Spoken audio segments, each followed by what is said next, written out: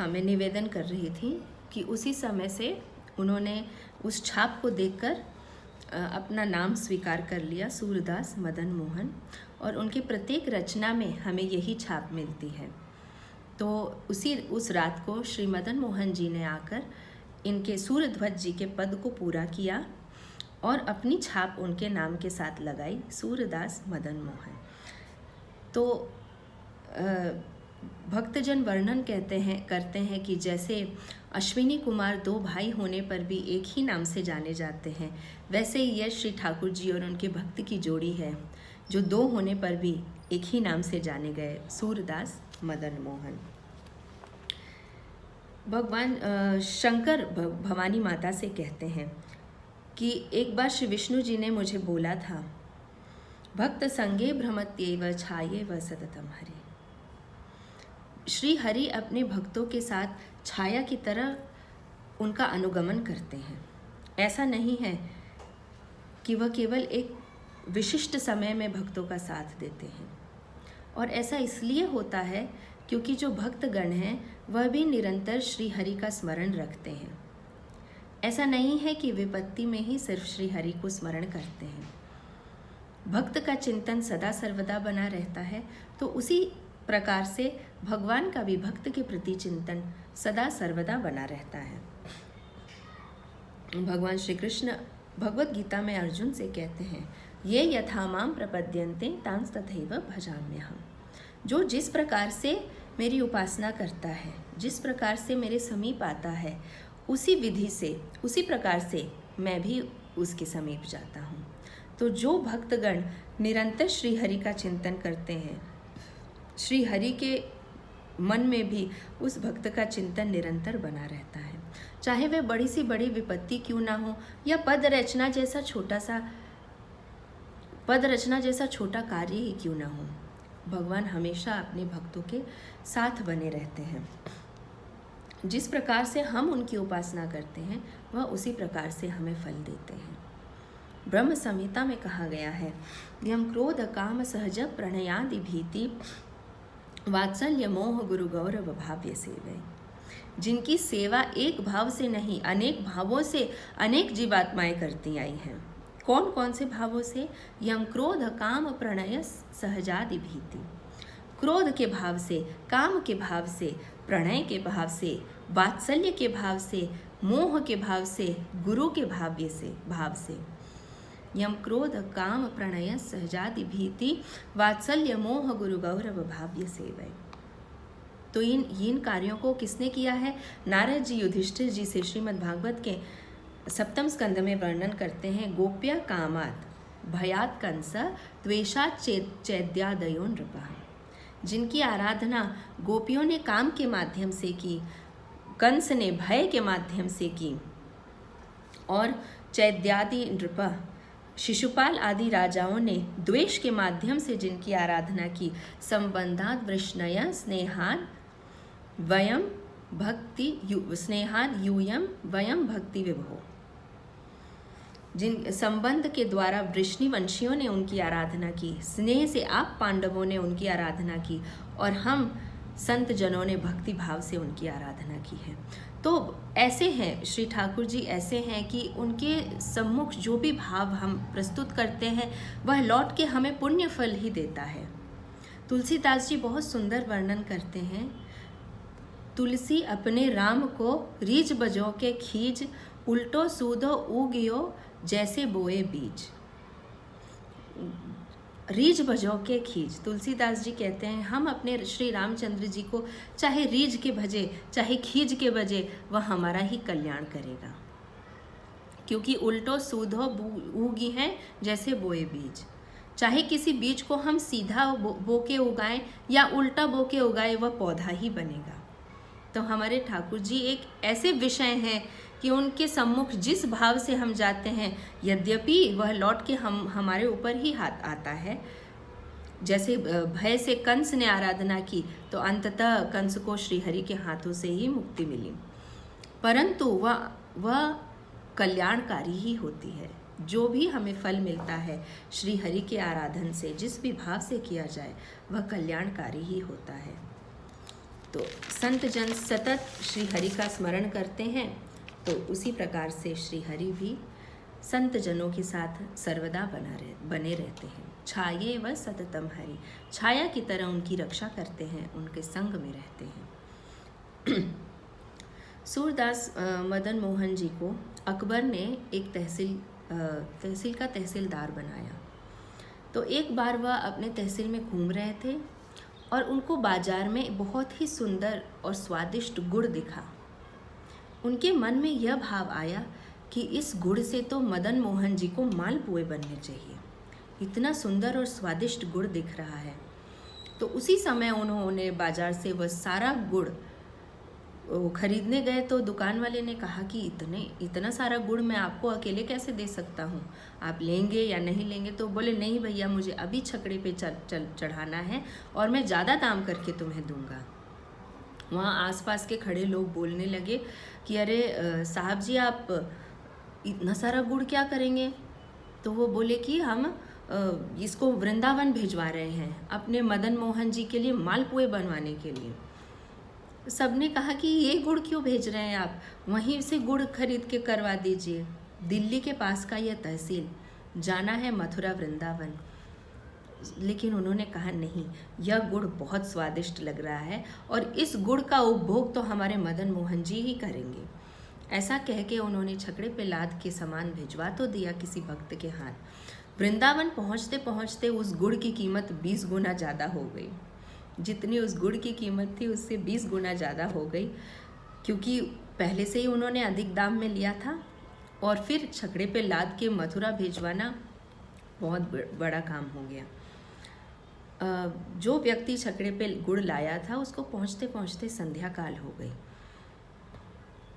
मदन मोहन जी के मंदिर तक गया और भंडारी ने कहा कि आज ये छकड़ा यहीं बाहर खड़ा कर दो, कल मैं इसे भंडार गृह में रख दूंगा।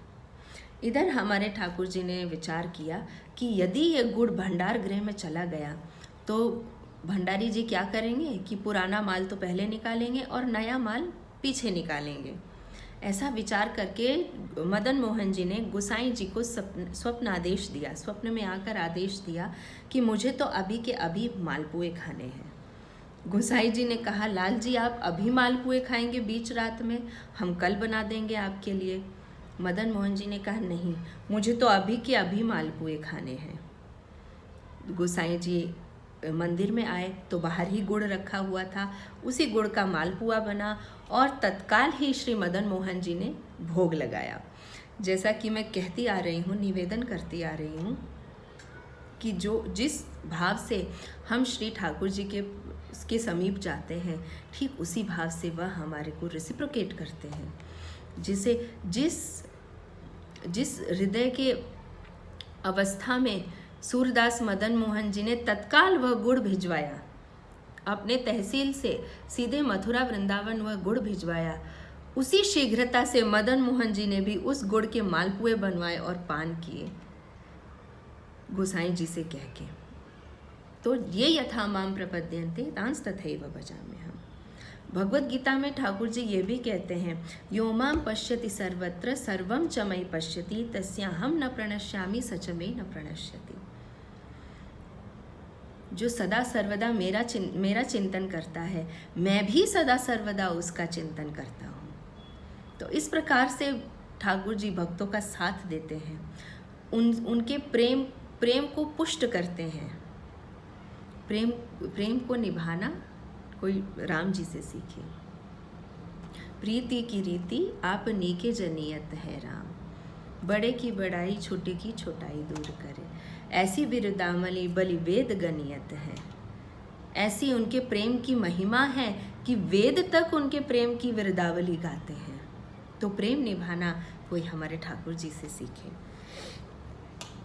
गोस्वामी बिंदु जी कहते हैं, जो किसी तौर उन्हें अपना कुछ भी मान लिया, उसे वे प्राणों से भी बढ़ के प्यार करते हैं। जो सच्चे दिल से करे दिन में एक बार याद उन्हें, वह दिल में लाख बार याद उसे करते हैं। गुलाम करचे कथा बेशुमार करते हैं, किंतु दयालु न उनका ध्यान करते हैं। तो ये हमारे ठाकुर जी का स्वभाव है। कितना सुंदर स्वभाव है भगवान शंकर उमा से कहते हैं, उमा राम स्वभाव जहि जाना, ताहि भजन तजि भाव न आना। एक बार श्री राम जी का स्वभाव जिसने जान लिया, उसको भजन को छोड़कर और किसी चीज़ में भाव नहीं आएगा। ये हमारे भगवान जी हैं। जब श्री मदन मोहन जी तहसीलदार थे, सूरदास मदन मोहन जी जब वो तहसीलदार थे, तो एक बार ऐसा हुआ कि संत सेवा के लिए धन कम पड़ने लगा। तो उन्होंने जो टैक्स सेविंग कर रखी थी, जो अकबर को टैक्स जाता था, उस टैक्स से ही संतों की सेवा कर डाली। कुछ दिन के बाद अकबर के वित्त मंत्री आदि आए कि हाँ, हमारा आय कर आप जमा करिए, ईयरली टैक्स। अब पैसे तो बचे नहीं थे, तो उन्होंने क्या किया, उन्होंने संदूकों में कंकड़ रख दिया और एक पत्र भी डाल दिया। संत स्वभाव है, असत्य से दूर है, तो एक पत्र भी डाल दिया कि मैंने सारे जो आपकी आय से पैसे बचे थे, आय करके पैसे बचे थे, वह मैंने संतों की सेवा में लगा दिया है। आपकी पूर्ति के लिए मैंने यह कंकड़ पत्थर आपको भेज दिया है और अब मैं वृंदावन जा रहा हूँ। तो ऐसा एक पत्र डाल के सूरदास मदन मोहन जी सब कुछ छोड़ के उसी क्षण वृंदावन चले गए। स्वभाव कैसा है, सत्य से समीप है, असत्य से दूर है और निश्चिंत है, निर्भीक है, क्योंकि उसको पता है कि जगत का रक्षक मेरा रक्षक है, तो मेरा क्या हो सकता है। तुलसी यह जान ही ये अपने, सपने नहीं कालहु ते डरिए, कुमया कछुहानी न औरन की, जो पे जानकी नाथ मया करी है। जब स्वयं श्री जानकी नाथ जी की कृपा रहेगी तो दूसरा कोई क्या बिगाड़ सकता है, कुछ नहीं बिगाड़ सकता है। कहा करे रसिखान को चुगल लबार, जो पे राखन हार है माखन चाखन हार। जब तक हमारा रखवाला माखन चखने वाला है, तब तक हमारा कोई कुछ नहीं बिगाड़ सकता है। परम गुरुवर्य आचार्यपाद श्री भट्ट गोस्वामी जी भी कहते हैं कि श्री भट्ट के प्रभु दियो अभय पद, जम डर प्यो जब दास कहायो। जब हम गुरु के अधीन होकर अपने नाम के आगे दास लगा लेते हैं, हम श्री हरि के दास हो जाते हैं, तब जम डर प्यो जब दास कहायो। दूसरों का क्या कहना, स्वयं यमराज भी हमसे डरने लगते हैं। श्री भट्ट के प्रभु दियो अभय पद, उस अभय पद को हम प्राप्त हो जाते हैं। तो यह श्री सूरदास मदन मोहन जी का सुंदर पावन चरित्र था। इसी के साथ कार्तिक मास के 4 सत्रों के साथ ये आज का सत्र भी समाप्त होता है। और आज के दिन गोपाष्टमी है, बहुत सुंदर दिवस है। आज के ही दिन हमारे बाल गोपाल सबसे पहली बार बाहर निकल के गौचारण के लिए गए थे। माता यशोदा और नंद महाराज ने मुहूर्त निकलवाया था और कार्तिक शुक्ल अष्टमी के दिन, गोपाष्टमी के दिन, हमारे बाल गोपाल बलराम जी और सभी सखाओं के साथ मिलकर सबसे पहले गोवत्स चारण किया था। उन्होंने बछड़े चराए थे पहले। तो गोपाष्टमी का यह सुंदर दिन पूरे व्रज मंडल में बहुत उत्साह के साथ मनाया जाता है। आपसे भी निवेदन है, गौ माता की सेवा के लिए गोपाष्टमी के दिन जरूर कुछ जो भी यथाशक्ति हो सके अवश्य करिएगा। दिए आप लोग जलाते रहिएगा। कार्तिक का शुभ महीना है और हमेशा ये याद रखिएगा कि हमारे ग्रंथों ने, हमारे संतों ने, हमारे पूर्वजों ने भी यह बात हमेशा कही है कि जीवन वही सफल है जो श्री हरि की शरणागति में बीते। तज्जन्मतानि कर्माणि तदायुस् तन्मनोवचा, नृणाम ये नेहम विश्वात्मा सेव्यते हरिरीश्वर। वही जन्म, वही कर्म, वही आयु, वही वचन, वही मानसिक सोच, वही सफल है जिसके द्वारा हम हरिरीश्वर सेव्यते, जिसके द्वारा हम श्री हरि की सेवा करते हैं। तो अपने जीवन को सफल बनाइए। अगले हफ्ते का एक सत्र मैं खुला छोड़ रही हूँ। यदि आप सबकी कुछ विशेष सुनने की इच्छा है तो आप अवश्य बताइए, अन्यथा मैं विदा लेती हूँ। मैं बहुत आभारी हूँ श्री राधा माधव कल्चरल ऑर्गेनाइजेशन की, जिन्होंने ये बहुत सुंदर एक प्लेटफॉर्म दिया है कि हम संत चर्चा, श्री हरि चर्चा आपस में कर सकें। ये बहुत ही हमारे लिए, आपके लिए, हम सब के लिए बहुत ही दुर्लभ क्षण रहे हैं, बहुत ही ठाकुर जी की बहुत कृपा हुई है, तब हमने कहा और आपने सुना। हम दोनों पे ही समान रूप से विशेष कृपा हुई है। तो इन्हीं शब्दों के साथ मैं विदा लूँगी। जय श्री हरि, नमस्कार। श्रीहंसं च सनत्कुमार प्रभीतं वीणाधरं नारदं निम्बादित्य गुरुं च द्वादश गुरून् श्री श्रीनिवासादिकान् वन्दे सुन्दरभट्टदेशिकमुखान् वश्वन्त संख्यायुतान् श्रीव्यासाद्धरिमध्यगान् च भरतः सर्वान् गुरून् सादरम्। नमस्कार, जय श्री हरि, जय श्री राधे। कार्तिक मास के इस पुण्यमयी सत्र में आप सबका फिर से स्वागत है।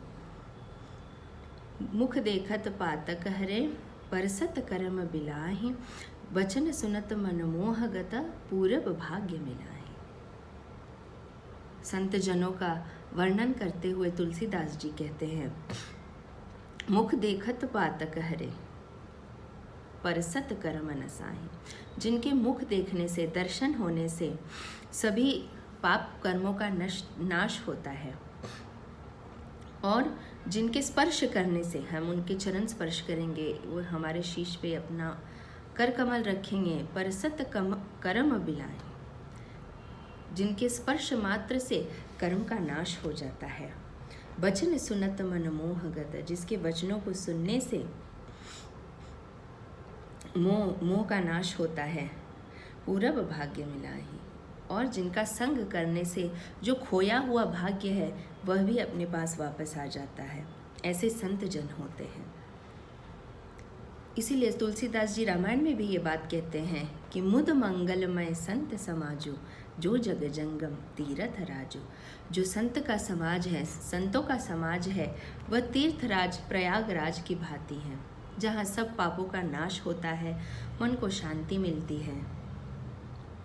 मुख देखत पातक हरे, परसत कर्म बिलाहि। कर्म का नाश होता है। कर्म, सत्कर्म, दुष्कर्म दोनों का ही नाश होता है। मैंने पिछले सत्र में भी निवेदन किया था कि पुण्य हो या पाप हो, दोनों कर्म होते हैं, दोनों का फल भोगना ही पड़ता है, और उस साइकिल से हमें मुक्ति नहीं मिल पाती। पाप कर्म का हमें दुख भोगना पड़ता है, पुण्य कर्म का सुख भी भोगना पड़ता है। परंतु आत्मा की जो इच्छा है, आत्मा का जो स्वभाव है, वह स्वतंत्र है। The soul wants to get rid of this cycle. तो पुण्य और पाप दोनों का ही नाश होता है। इसीलिए तेलुगु भाषा के महाप्रसिद्ध पद कविता पितामह अन्नमाचार्य भी ये बात कहते हैं, कदु पुण्युలను पाप कर्मुలను सरिगावा, जड़ियु श्री वेंकटेश्वर नाम मुकटे। चाहे वो पुण्य कर्म हो या पाप कर्म हो, दोनों से मुक्त कराने के लिए एक ही मार्ग है, श्री हरि का नाम लेना। तो कर्म तो बंधन में ही डालता है। चाहे वो पाप हो, वह लोहे की जंजीर है, और पुण्य हो, वह सोने की जंजीर है, परंतु है तो बंधन। तो श्री हरि का नाम लेने से या संतों का संग करने से वह बंधन नष्ट हो जाता है। और संग का तो बहुत प्रभाव है। इसी इंग्लिश में भी कहते हैं ना, you are known by the company you keep. क्योंकि जैसा हम जिसके संग में हम रहेंगे, उसके बोलने का तरीका, उसके प्रिय अप्रिय लगने वाली चीज़ें, उसके रहन सहन, सब चीज़ का हम पे असर पड़ता है। और नारद जी भक्ति सूत्र में कहते हैं, स्पष्ट रूप से कहते हैं, दुस्संग सर्वथैव त्याज्य। नारद भक्ति सूत्र एक इतना सुंदर ग्रंथ है, एक एक सूत्र में इतना ज्ञान और इतनी सरल भाषा में दिया हुआ है, जीवन का लक्ष्य समझ में आ जाता है नारद भक्ति सूत्र का अध्ययन करने से। और ये बहुत दुख की बात है, ये मेरे को तो बहुत दुख होता है कि हमारी आने वाली पीढ़ी, युवा पीढ़ी और जो हमारे बच्चे हैं, वो इससे वंचित होते जा रहे हैं। इतने सरल भाषा में नारद भक्ति सूत्र में जीवन के एक एक उलझन का सुलझा के दिया हुआ है। नारद जी स्पष्ट शब्दों में कहते हैं, दुस्संग सर्वथैव त्याज्य।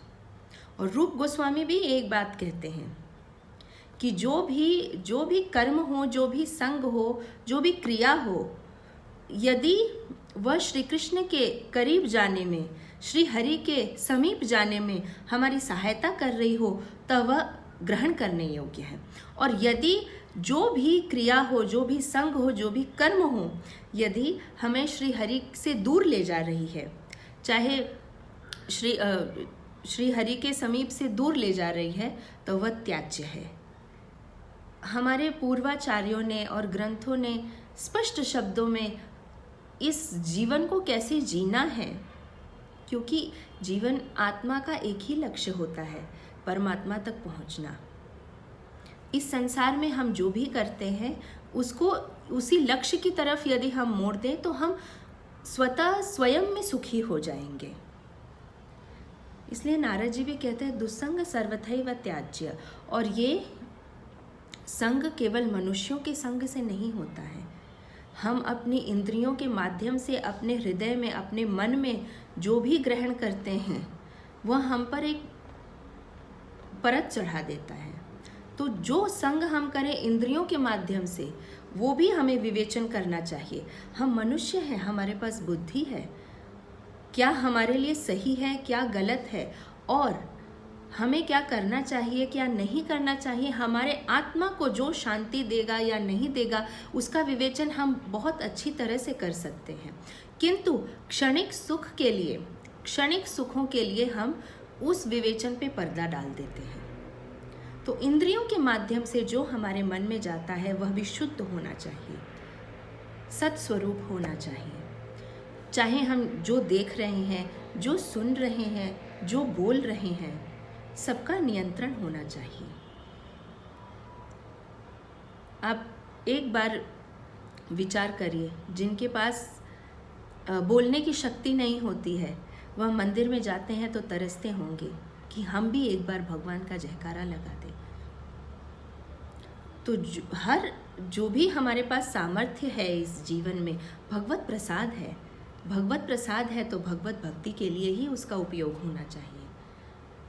और बहुत दुर्भाग्यवश बोलना पड़ रहा है कि आजकल छोटे छोटे बच्चों को भी टीवी के सामने बैठा के क्या क्या नहीं दिखाया जाता।